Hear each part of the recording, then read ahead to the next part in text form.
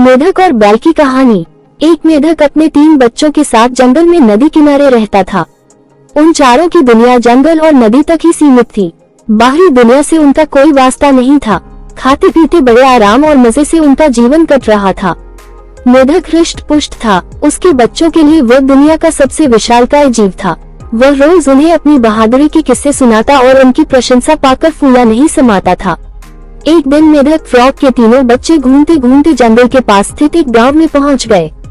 वहां उनकी दृष्टि एक खेत में चलते हुए बैल पर पड़ी। इतना विशालकाय जीव उन्होंने पहले कभी नहीं देखा था।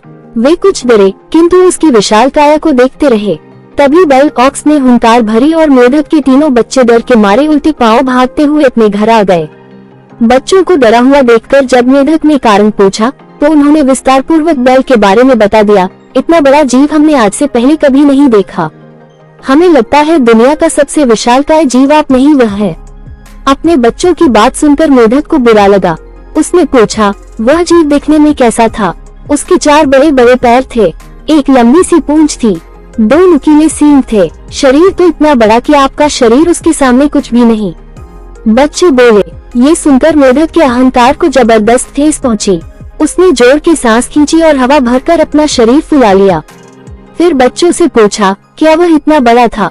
नहीं, इससे बहुत बड़ा। बच्चे बोले। मेढक ने थोड़ी और हवा भरकर अपना शरीर और फुलाया। क्या इतना बड़ा?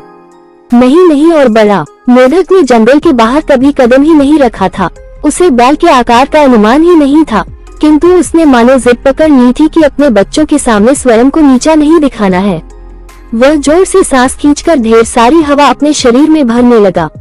उसका छोटा सा शरीर गेंद के समान गोल हो गया, किंतु इतने पर भी वह नहीं रुका। उसका शरीर में हवा भरना जारी रहा। उसने इतनी सारी हवा अपने शरीर में भर ली कि उसका शरीर वह संभाल नहीं पाया और फट गया। अपने अहंकार में मेढक के प्राण पखेरु हो गए। सीख, अहंकार पतन का कारण है।